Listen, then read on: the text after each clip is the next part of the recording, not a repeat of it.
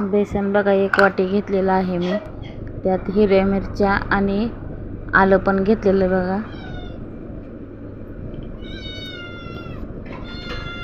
त्याच्यामध्ये मीठ आणि साखर घातली बघा. 1 चमचा साखर, 2 चमचे साखर घेतले आणि 1 वाटी पाणी. आता आणि ते मिक्सरमधनं काढलंय बघा कसं. त्यात पाणी घालून हे बॅटरनं तयार केलेलं आहे मी. डब्याला तेल लावून घेतलेलं आहे बरं का असं पूर्ण. आणि त्यात ते पीठ केलेलं ओतायचं आणि ते बॅटरमध्ये मी विनो घातलेला आहे बघा 1 पुडी. कुकरमध्ये परत कुकर पाणी ठेवले उकळायला तिथं. 10 मिनिटात झाला परत ढोकळा. खूप छान झालेला आहे बरं का. एकदम मऊ लुसलुशीत झालं. तुम्ही बघू शकता किती मस्त झालेला आहे. खूप भारी झालं आहे. मला तर खूप आवडतो ढोकळा तो.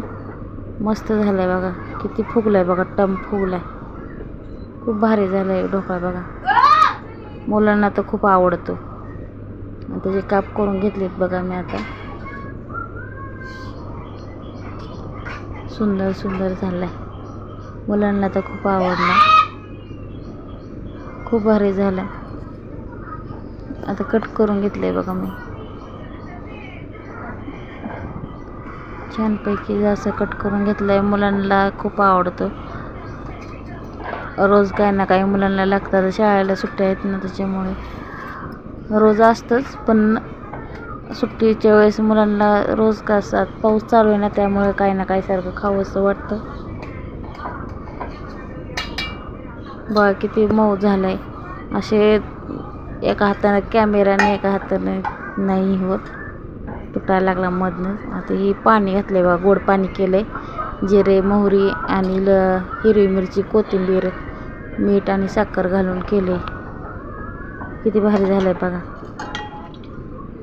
या खायला सगळेजणी. बाय. आवडला तर नक्की लाईक करा, शेअर करा, कमेंट करा.